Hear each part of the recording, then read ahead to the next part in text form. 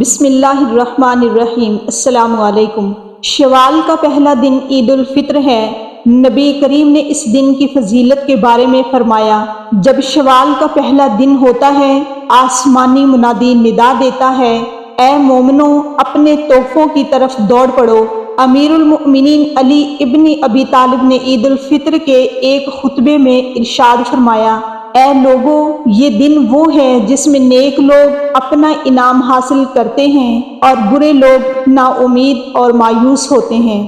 اور اس دن کی قیامت کے دن کے ساتھ کافی شباہت ہے، اس لیے گھر سے نکلتے وقت اس دن کو یاد کرو جس دن قبروں سے نکال کر خدا کی بارگاہ میں حاضر کیے جاؤ گے۔ نماز میں کھڑے ہونے کے وقت خدا کے سامنے کھڑے ہونے کو یاد کرو اور اپنے گھروں میں واپس آتے ہوئے اس وقت کو یاد کرو جس وقت بہشت میں اپنی منزلوں کی طرف لوٹو گے۔ اے خدا کے بندو، سب سے کم چیز جو روزہ دار مردوں اور خواتین کو رمضان المبارک کے آخری دن عطا کی جاتی ہے وہ یہ فرشتے کی بشارت ہے جو صدا دیتا ہے، اے بندہ خدا، مبارک ہو، جان لے تمہارے پچھلے سارے گناہ معاف ہو گئے ہیں۔ اب اگلے دن کے بارے میں ہوشیار رہنا کہ کیسے گزارو گے۔ عید الفطر اپنے اعمال اور عبادات کا انعام حاصل کرنے کا دن ہے، اس لیے مستحب ہے کہ اس دن بہت زیادہ دعا کی جائے، خدا کی یاد میں رہا جائے، بے پرواہی نہ کی جائے، دنیا اور آخرت کی نیکی طلب کی جائے۔ عید الفطر کے دن مسلمانوں کے لیے دو بڑی خوشیاں ہیں، ایک یہ کہ اس دن اللہ تعالیٰ صدقۃ الفطر قبول فرماتا ہے، یہ بہت بڑی سعادت ہے کہ اللہ تعالیٰ ہمیں مال عطا فرما کر پھر اس میں سے کچھ اپنے نام پر قبول فرما لے اور اسے ہماری آخرت کے لیے محفوظ فرما دے۔ اس لیے عید کے دن پہلا کام صدقۃ الفطر ادا کرنا ہے۔ دل کی خوشی کے ساتھ خوب زیادہ سے زیادہ صدقہ الفطر اپنی طرف سے اور اپنی نابالغ اولاد کی طرف سے ادا کریں اور اللہ تعالیٰ کا شکر ادا کریں کہ اس نے ہمیں اس کی توفیق عطا فرمائی۔ دوسری خوشی مسلمانوں کے اجتماع میں اللہ تعالیٰ کے حضور 2 رکعت نماز ادا کرنے کی ہے۔ رمضان المبارک میں محبوب کی خاطر بھوکے پیاسے رہنے والے عاشقین کو آج ایک خاص ملاقات پر بلایا گیا ہے۔ یہ خاص ملاقات ہے عید کی نماز، اس لیے صبح اٹھ کر خوب اچھی طرح نہا لیں، پاک صاف ہو جائیں، اپنے لباس میں سے جو اچھا ہو وہ زیب تن کریں، خوشبو لگائیں، مسواک کر کے منہ کو معطر کریں، جو عطر میسر ہو وہ لگائیں، سرما اور امامہ سے زینت حاصل کریں، عید کے دن شکر کریں۔ عید تو ایک دینی خوشی ہے، رمضان المبارک کی رحمتوں اور برکتوں کی خوشی، بس جس کی رمضان المبارک میں بخشش ہو گئی اس کی عید تو خود ہی ہو جاتی ہے، اور جو رمضان المبارک میں محروم رہا وہ لاکھ خوشیاں اور مستیاں کر لے، اس کی کوئی عید نہیں۔ عید کا دن شکر اور شکرانے کا دن ہے، قناعت اور استغنا کا تاج پہنیں اور قبر کی مٹی کو یاد رکھیں۔ رب کعبہ کی قسم، دنیا انہی لوگوں کو ستاتی ہے جو موت اور قبر کو بھول جاتے ہیں، اور جو لوگ موت اور قبر کو یاد رکھتے ہیں یہ دنیا ان کے قدموں پر گرتی ہے۔ عید کا دن بھی گزر جائے گا، چاروں طرف دنیا کے میلے دیکھ کر اپنی غریبی اور فقیری کو داغدار نہ ہونے دیں۔ جب عید کا دن آتا ہے تو مردوں میں قبروں کے اندر ایک ہلچل سی مچی ہوتی ہے، زمین کے اوپر تو ایک خوشی ہوتی ہے، عید کا دن ہوتا ہے، ایک بہت ہی پرمسرت موقع ہوتا ہے، لیکن قبر کے اندر کا ماحول یہ ہوتا ہے کہ اللہ پاک جو عذاب رمضان میں ان پر سے اٹھاتا ہے وہ واپس نازل ہو جاتا ہے، جیسے آپ صلی اللہ علیہ وآلہ وسلم نے فرمایا کہ جب رمضان کا چاند دیکھا جاتا ہے تو شیاطین کو جکڑ دیا جاتا ہے، ان کو قید کر دیا جاتا ہے، اور مردوں کے عذاب میں بھی اللہ تعالی رمضان میں تخفیف فرماتا ہے۔ لیکن جب یہ رمضان کا مہینہ جاتا ہے اور جیسے ہی عید کا چاند نظر آتا ہے تو پھر اللہ تعالیٰ فرماتے ہیں کہ ان کو اس قید خانے سے نکال دیا جائے اور قید سے رہا کر دیا جائے، تو ان شیاطین کو آزاد کر دیا جاتا ہے، اور اسی کے ساتھ کچھ مردے ایسے ہوتے ہیں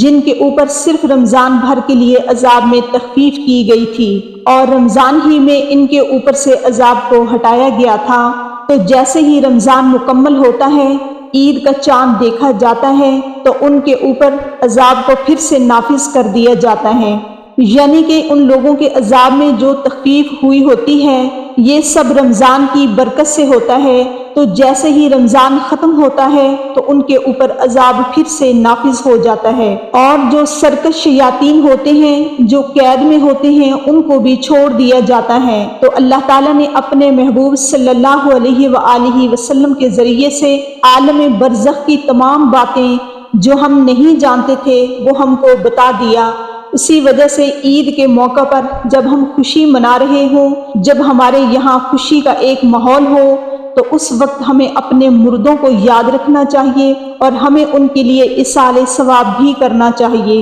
اور ہمیں ان سے ایک نصیحت بھی بہت حاصل کرنی چاہیے۔ وہ نصیحت یہ ہے کہ جب ہم خوش ہوں، ہماری خوشی کا موقع ہو، مسرت کا موقع ہو، تو ہمیں یہ سوچنا چاہیے کہ جو لوگ ہم سے جدا ہو گئے ہیں وہ لوگ بھی کبھی ہماری طرح اس دنیا میں رہتے تھے، ہماری طرح کھانے کھاتے تھے، ہماری طرح ایک اچھی زندگی بسر کرتے تھے، لیکن موت نے اتنا بے بس کر دیا کہ آج وہ ہمارے ساتھ نہ ہی کسی خوشی میں شریک ہیں اور نہ ہی وہ آج ہمارے ساتھ ہیں، نہ ہی انہیں عید کی خوشی کا کوئی موقع حاصل ہے، بلکہ آج وہ اپنی اپنی قبروں کے اندر سو رہے ہیں۔ کچھ لوگ ایسے ہیں جو قبروں میں سو رہے ہیں، کچھ لوگ ایسے ہیں جو قبروں میں رو رہے ہیں، یعنی ان کے اوپر خطرناک کارروائی ہو رہی ہے۔ تو اس لیے ہم لوگوں کو جب بھی کوئی خوشی کا موقع آ جائے تو اس خوشی میں منہمک ہو کے ایسے بے توجہی نہیں برتنا ہے کہ ہم اپنی موت کو بھول جائیں۔ ایسا ہوتا ہے نا کہ رمضان کے بعد جیسے عید آتی ہے تو لوگ گھومنے جاتے ہیں، پھرنا شروع کرتے ہیں، ایسا لگتا ہے جیسے شیطان کے بجائے انہیں آزادی مل گئی ہے اور وہ بس گھومتے پھرتے رہتے ہیں۔ تو اس موقع پر ہمیں سوچنا چاہیے کہ ہمیں کوئی ایسا کام نہیں کرنا جس سے ہمارا اللہ ہم سے ناراض ہو، اور ہمیں موت کو ہر وقت یاد کرتے رہنا چاہیے، اور اس بات کو بھی مد نظر رکھنا چاہیے کہ رمضان تو ختم ہو گیا، جیسے اللہ رمضان میں ہم کو دیکھتا تھا ویسے ہی رمضان کے بعد بھی اللہ ہم کو دیکھ رہا ہے۔ جیسے رمضان میں ہم نمازیں پڑھتے تھے ایسے ہمیں رمضان کے بعد بھی پڑھنا ہے۔ جیسے رمضان میں ہمارے فرشتے جو کاندھوں پر بیٹھ کر ہمارے دن بھر کے کاموں کو لکھتے ہیں ایسے ہی اب بھی لکھ رہے ہیں۔ کہنے کا مقصد یہ ہے کہ جیسے رمضان میں ہم اعمال کرتے ہیں ویسے ہی رمضان کے بعد بھی کرنا چاہیے، تاکہ ہمارے اچھے اعمال کا پلڑا بھاری ہو جائے۔ ایک سوچ ہم لوگوں کو بنانا چاہیے کہ اگر ہم ہر خوشی غم میں مردوں کو یاد کریں گے، ان کو اصال ثواب کریں گے، تو ہمارے مرنے کے بعد ہمارے ساتھ بھی ایسا ہی معاملہ ہوگا، کیونکہ جیسا کرو گے ویسا پاؤ گے۔ ہمیں ایسی موت نہ ملے کہ رمضان بھر تو سکون رہے پھر اس کے بعد ہمارے اوپر عذاب کو نافذ کر دیا جائے، بلکہ ہم ایسی موت اللہ سے مانگیں کہ جب ہم قبر میں جائیں تو اللہ تبارک و تعالی خوش ہو رہا ہو، ہمارے اوپر کسی طرح کا کوئی عذاب نافذ نہ کیا جائے۔ عید کا دن خوشی اور مسرت کا ہوتا ہے، بسا اوقات خوشی میں مصروف ہو کر آخرت سے غفلت ہو جاتی ہے اور زیارات قبور سے آخرت یاد آتی ہے۔ اس لیے اگر کوئی شخص عید کے دن قبر کی زیارت کرے تو مناسب ہے، کچھ مذائقہ نہیں، لیکن اس کو لازم اور ضروری سمجھنا، خواہ یہ التزام عملاً ہی صحیح جس سے دوسروں کو یہ شبہ ہو کہ یہ چیز لازمی اور ضروری ہے، درست نہیں۔ نیز اگر کوئی شخص اس دن زیارت قبور نہ کرے تو اس پر تان کرنا یا اس کو حقیر سمجھنا درست نہیں۔ اس حوالے سے احتیاط لازم ہے۔ عید کا دن نشاط و سرور، فرحت و خوشی کا دن ہے جو سال میں 2 مرتبہ حاصل ہوتا ہے۔ پہلی خوشی اس کی یہ ہے کہ رمضان شریف کا مبارک مہینہ آیا، اس میں خدا تعالیٰ کی رحمتوں اور نعمتوں کی بارش ہوئی، تم نے جی لگا کر مہینہ بھر صبح سے شام تک اپنے آپ کو بھوکے پیاسے رکھا اور رات کو یاد الہی میں بسر کیا۔ اس کی خوشی میں رمضان المبارک کے ختم ہوتے ہی یکم شوال کا دن تمہارے لیے فرحت و خوشی کا دن مقرر کر دیا گیا، اور اس دن کو عید الفطر کہتے ہیں۔ حدیث شریف میں آیا ہے کہ جب عید الفطر کا دن آتا ہے فرشتے راستوں پر کھڑے ہو جاتے ہیں اور آواز لگاتے ہیں، اے مسلمین کی جماعتوں، اپنے رب کریم کی طرف چلو، وہ تمہیں ایک اچھے کام کی توفیق دیتا ہے،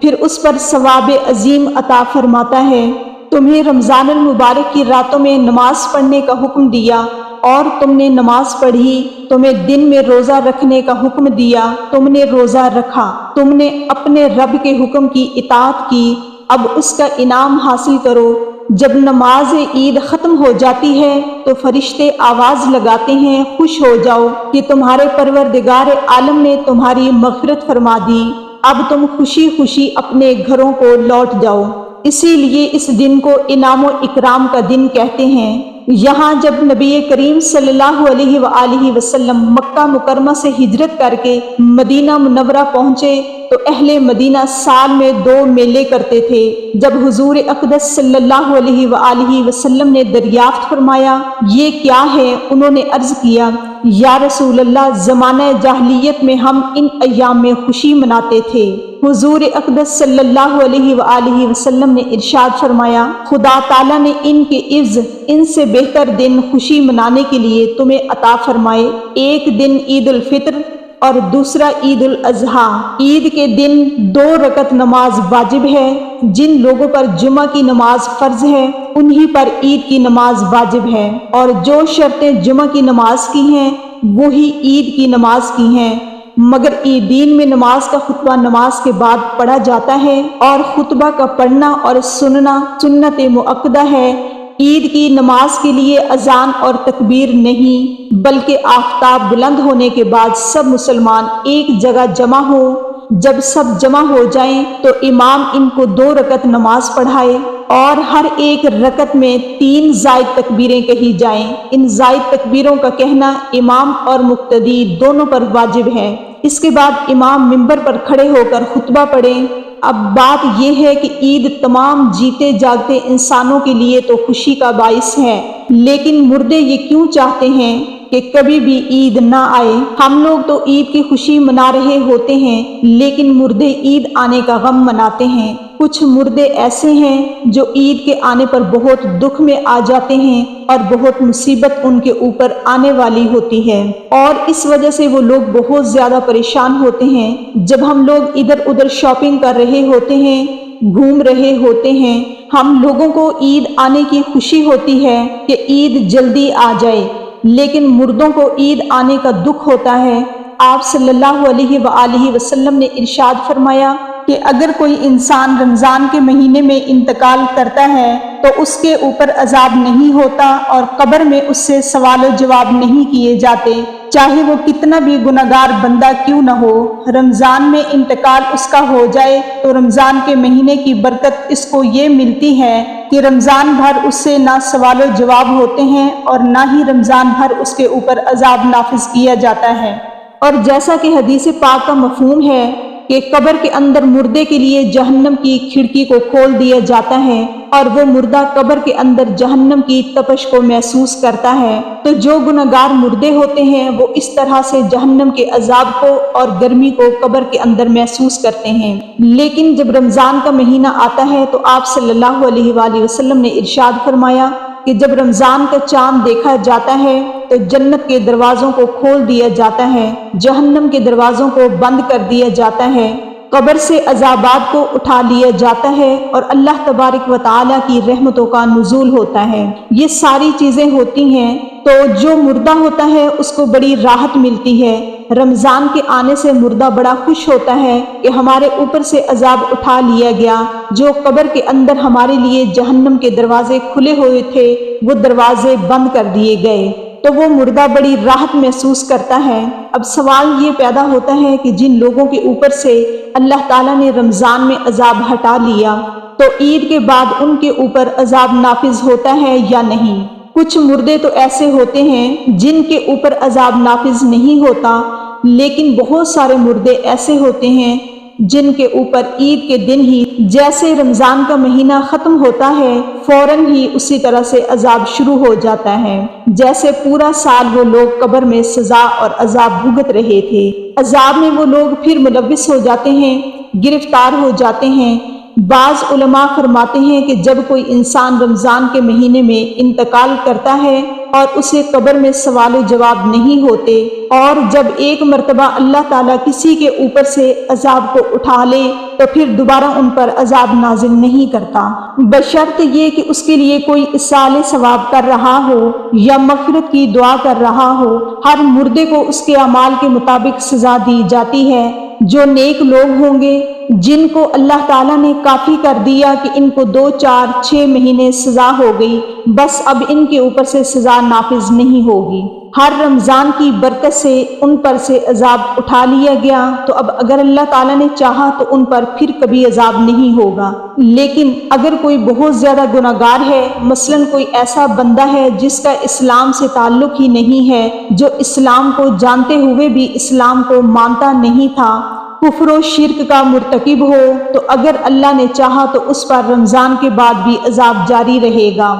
اور اگر اللہ نے اسے معاف کر دیا تو پھر اسے کبھی بھی عذاب نہیں ہوگا، رمضان کے بعد بھی نہیں، کیونکہ اللہ معاف کرنے والی ذات ہے، اس کی رحمت سے کبھی مایوس نہیں ہونا چاہیے۔ ناظرین، جب رمضان کا مہینہ ختم ہوتا ہے تو رمضان کی برکتیں بھی ختم ہو جاتی ہیں، شیطان کو قید سے رہا کر دیا جاتا ہے، مردوں پر سے رحم کا معاملہ ختم ہو جاتا ہے، جہنم کے دروازے جو بند تھے وہ رمضان کے جانے سے کھول دیے جاتے ہیں، جنت کے دروازوں کو اللہ تعالیٰ بند فرما دیتا ہے۔ ان سب باتوں کا مردوں کو علم ہوتا ہے کہ کب رمضان شریف ہو رہا ہے اور کب ختم، تو رمضان کے جانے سے اہل قبور یہ سوچتے ہیں کہ اب رمضان جا رہا ہے اور پھر جیسے ہی عید آئے گی اس کے بعد ہم پر عذاب کو پھر سے نافذ کر دیا جائے گا، جس کی وجہ سے وہ غمگین ہو جاتے ہیں اور روتے ہیں۔ رمضان بھر تو مرحومین کی عید ہوتی ہے کہ ان پر کوئی عذاب نہیں ہوتا ہے۔ ہم لوگ رمضان کے آخری عشرے میں جب اپنی مغفرت کی دعائیں اللہ رب العالمین سے کرتے ہیں تو پھر ہمیں اپنے مرحومین کے لیے بھی زیادہ سے زیادہ ایصال ثواب کرنا چاہیے، اور صرف اپنے ہی مرحومین کے لیے نہیں بلکہ تمام مومنین، مومنات، مسلمین و مسلمات من جملہ کہا کریں کہ جو بھی مسلمان اس دنیا سے رخصت ہو چکے ہیں، اللہ تبارک و تعالی ان تمام لوگوں کی مغفرت فرمائے، اور اللہ تعالی ان کو جنت الفردوس میں اعلیٰ سے اعلیٰ مقام عطا فرمائے، آمین۔